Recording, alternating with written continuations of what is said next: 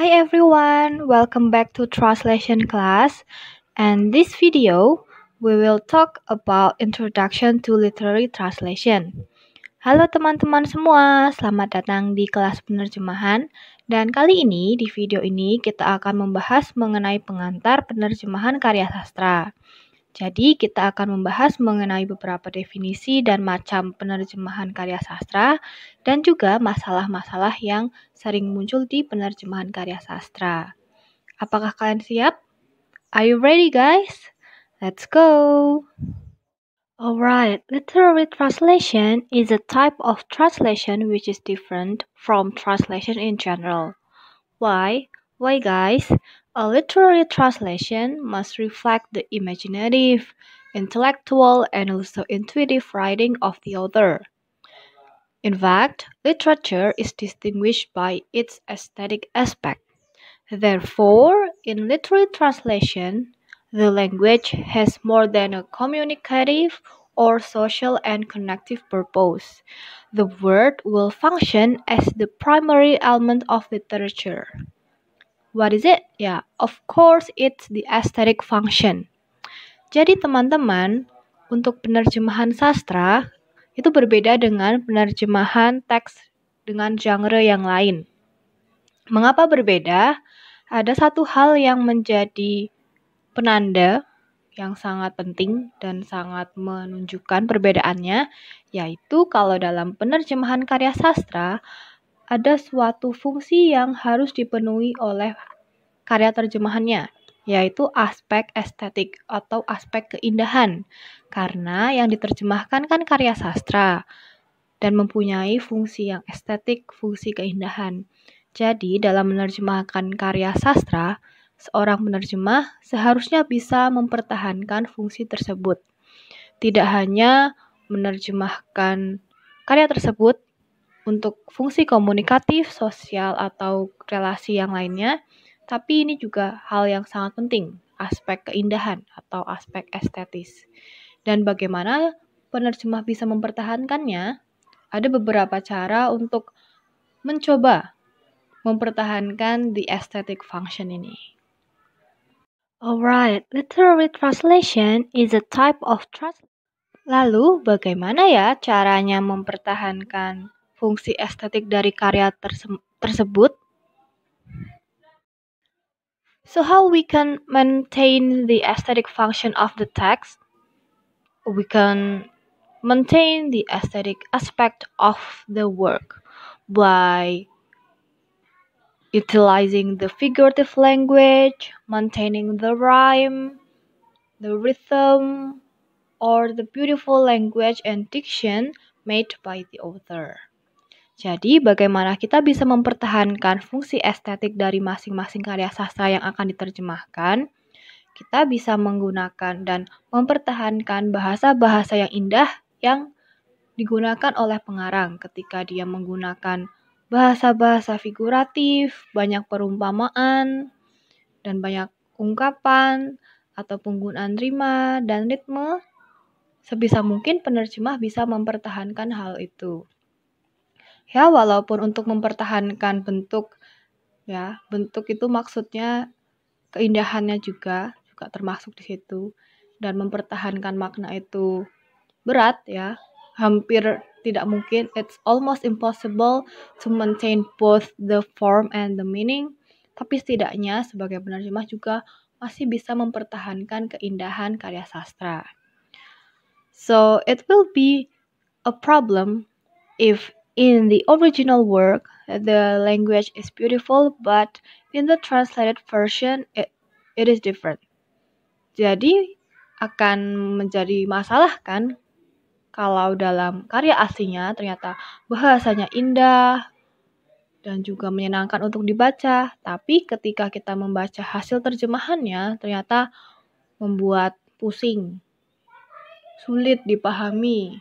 Ya, kita tidak akan bisa mendapatkan pleasure atau kepuasan dari membaca karya aslinya, seperti itu. Jadi, peran penerjemah dalam karya sastra itu sangat penting, karena tidak hanya menerjemahkan cerita atau makna yang disampaikan, tapi juga aspek keindahannya. Selanjutnya, untuk penerjemahan karya sastra, terdapat beberapa macam. Ya, macamnya itu juga berkaitan dengan tipe-tipe karya sastra. Ada yang bisa menyebutkan apa saja? Can you name some of the literary works? Right, we have prose, prosa, poem atau puisi, syair, and then drama, play, and then we have also song atau lagu. Itu juga termasuk penerjemahan karya sastra karena bahasanya yang digunakan juga indah ya. Tapi sering juga song translation is treated as poetry translation. Tapi untuk song translation memang puisi yang istilahnya puisi yang dilakukan. Tapi kurang lebih penerjemahannya mengambil prinsip dari poetry translation. Oke, kita coba bahas macam literary translation yang pertama. So we have literary prose translation. Literary prose translation transfer a story written in one language into another. Jadi, penerjemah di literary prose translation, penerjemahan prosa, itu menerjemahkan suatu cerita atau kisah yang ditulis dalam suatu bahasa ke bahasa yang lain. In doing so, the translation seeks to convey the qualities of the original text. Nah, proses penerjemahannya itu berusaha untuk mempertahankan kualitas yang ada di teks asli. And prose translation is a recent arrival in literature. Jadi untuk prose translation atau penerjemahan prosa ini masih terhitung baru di penerjemahan karya sastra, kurang lebih pada tahun 1709. Jadi ketika abad ke-16 ya. Kemudian prose translation in 21st century involves working with the author. Translator's personal and emotional response is not considered. Jadi teman-teman, untuk tren di abad ke-21 untuk penerjemahan prosa itu lebih berfokus pada penulis. Jadi, respon emosional dan personal seorang penerjemah itu tidak diperhitungkan di prosesnya. Dan published translation are of a very high quality without which much of the world's literature would be beyond the reach of most readers. Nah, penerjemahan prosa ini juga meliputi short story, novel, novela, juga merupakan suatu karya sastra terjemahan yang penting karena pada saat ini sudah sangat banyak karya prosa yang diterjemahkan di seluruh dunia dan juga sudah menjadi hal yang biasa di dunia penerjemahan yang banyak menghasilkan karya-karya sastra terjemahan dengan kualitas yang baik. Jadi akan memudahkan kita untuk membaca karya sastra mungkin dari bahasa yang kita tidak tahu ya, dari Rusia, dari Spanyol, dari Inggris, Prancis, seperti itu. Ngomong-ngomong, apakah teman-teman tahu karya sastra yang paling banyak diterjemahkan di dunia? Ada yang tahu jawabannya? Kalau yang kelas Translation Theories and Practices-nya sama saya pasti sudah tahu seharusnya kalau masih ingat. Yeah, so the most translated books, the second most translated book in the world is Le Petit Prince by Antoine de Saint-Exupéry. It's originally in French. Atau dalam bahasa Indonesia itu diterjemahkan menjadi Pangeran Kecil atau Pangeran Cilik. Apakah kalian pernah membacanya? Bukunya sangat bagus dan juga tidak tebal. Although the main character is a little prince, but it's not for children. Jadi ini bukan buku sastra anak, lebih ke filosofi. Jadi mungkin kita sebagai orang dewasa juga belum tentu bisa memahami ceritanya. And then the second type, we have also drama translation. The translation of drama has been an important subfield in the work of literary translator over a long period. Nah, karena pada abad yang lalu, drama itu sangat berkembang, play. Nah, jadi the translation of drama, penerjemahan drama, itu menjadi salah satu bidang yang penting di penerjemahan karya sastra. Contohnya di Western culture, budaya barat, teks-teks teater dan drama itu menjadi bagian penting dari budaya mereka. Banyak contoh drama yang sudah diterjemahkan dan diadaptasi ke drama Indonesia, seperti drama atau play dari Jerman, seperti karya Goethe, itu banyak diadaptasi untuk drama Indonesia. Seperti salah satu yang saya tahu adalah drama berjudul Faust. Ya, itu banyak diadaptasi oleh sutradara teater Indonesia, dan banyak juga penerjemahan drama Yunani dan Latin, seperti juga halnya dengan drama yang ditulis oleh Shakespeare, Corneille, and Racine, itu juga banyak diterjemahkan ke berbagai bahasa di dunia. Alright, the next is poetry translation. Poetry translation may be defined as relaying poetry into another language.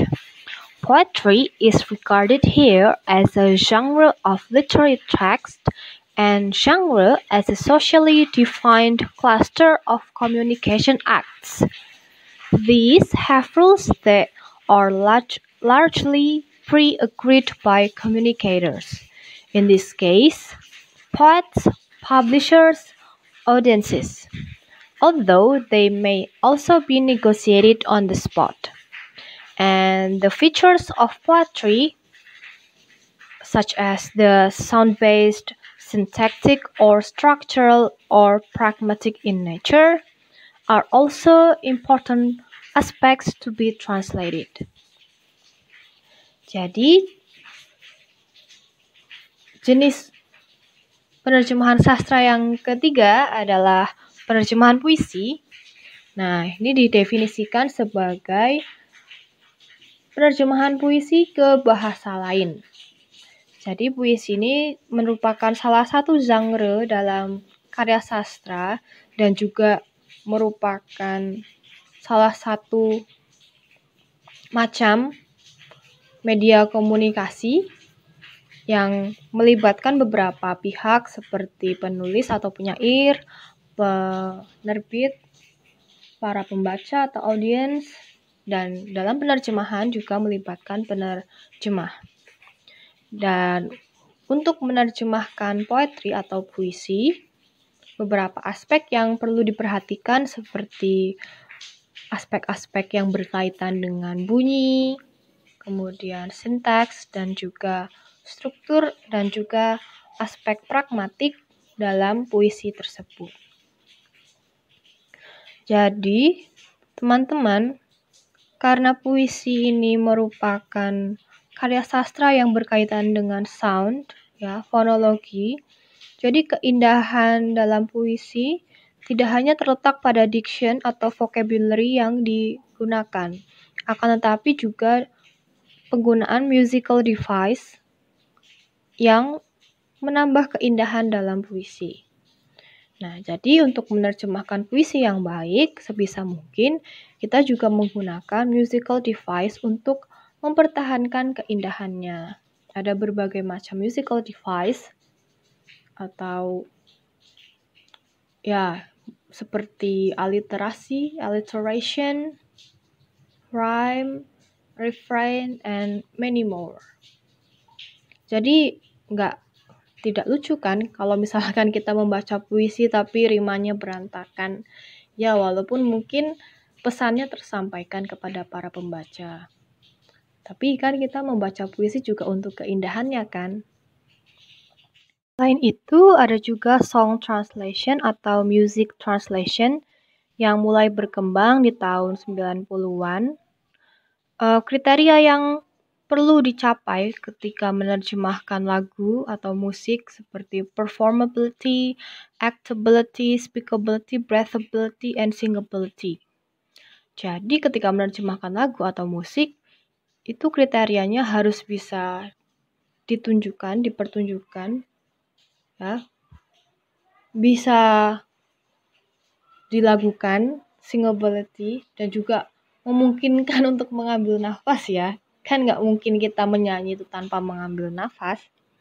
Kemudian juga rhythm, rhymes, and rhetorical figures and all the performance aspects are also the important or essential features in the song translation. Dan aspek-aspek ini juga membuat song translation itu tidak mudah ya. Kalau saya mengikuti perkembangan di YouTube, itu banyak lagu yang diterjemahkan ke berbagai bahasa, seperti lagu-lagu Inggris diterjemahkan ke bahasa Indonesia, atau lagu Korea diterjemahkan ke bahasa Indonesia dan bahasa Inggris. So, saya rasa sudah sangat berkembang untuk song translation. Dan masing-masing penerjemah mungkin juga mempunyai preferensi yang berbeda. Ingin mempertahankan keindahannya ya, dengan rhyme, rhythm, and also the other musical, and also the performance and singability aspect, atau juga mempertahankan maksud dari lagunya. Nah, ini sebenarnya perdebatan antara sense dan form itu selalu menjadi masalah di penerjemahan genre apapun. Ya, termasuk yang paling terlihat ya di penerjemahan karya sastra ini. Bagaimana kita bisa mempertahankan keindahan bentuknya, keindahan bahasanya, dan juga bagaimana kita bisa mempertahankan makna dari karya sastra tersebut.